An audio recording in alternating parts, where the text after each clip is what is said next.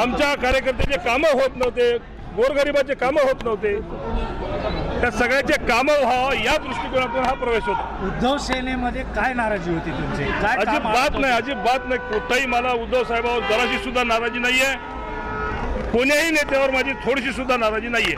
मग कोणते कामं तुमचे होत नव्हते की ज्याच्यामुळे तुम्हाला आपल्याला बार बार मी बाईटवर सांगत होतो, कुठल्याही प्रकारची डीपीसीची निधी मिळत नव्हती, विरोधक असल्यामुळे कुठली आज आम्ही प्रत्येक गावामध्ये फिरतो तर लोकांची अपेक्षा असते की आम्ही त्यांना निधी दिली पाहिजे, कामं केले पाहिजे। माझ्याकडे 5 लाख रुपयाचं MP 5 कोटीचा जे MP लाडा त्यामध्ये होतं काय?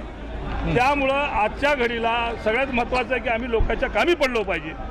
विकास कोण्याच गोष्टीचा होत नाही, निधी कोणत्याच गोष्टीला मिळत नाही, कार्यकर्ते सगळे परेशान आहेत, कोणत्याच गोष्टीची निधी त्यांना सुद्धा मिळत नाही। तर या सगळ्या गोष्टीचा विचार करून सगळ्या कार्यकर्त्याला विश्वासात घेऊन आज मॅक्झिमम लोकांनी ज्यावेळेस सांगितलं की आपण इथं गेलं पाहिजे म्हणून आम्ही गेलो। कधीपासून म्हणजे नियोजन कधीपासून सुरू होतं टायगर ऑपरेशन? आता सगळ्याला माहिती आहे ना किती दिवसापासून। ठीक आहे, ठीक मुद्द्याचं बोला। मंत्रिपदाचं काय आश्वासन? नाही ना, काय कसले मंत्रिपद वगैरे आम्हाला कोणालाही काही लागत नाही। शिंदे साहेब जे ठरवतील ते ठरवतील।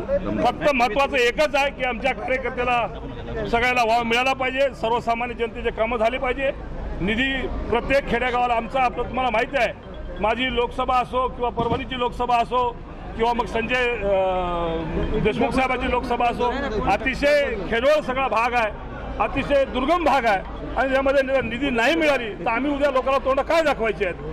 लोकांनी आम्हाला इतका विश्वासानं एवढ्या मोठ्या प्रमाणामध्ये आम्हाला आमच्यावर विश्वास करून लोकांनी निवडून दिलं तर काही ना काहीतरी त्यांचा विकास करणं गरजेचं आहे, त्यांच्या कामी पडणं गरजेचं आहे। त्यामुळे आम्ही हे पाऊल उचलतो। बरं, नांदेडच्या विधान परिषद तुम्ही ज्या टाइमला निघून गेलात तो टायमिंग चुकला आणि विधान परिषदचा निकाल वेगळा आला असं ठीक वाटतं? आहे, जाऊ द्या, जे काय झालं ते झालं, जे गोष्टी महत्त्वाच्या होत्या ते केल्या।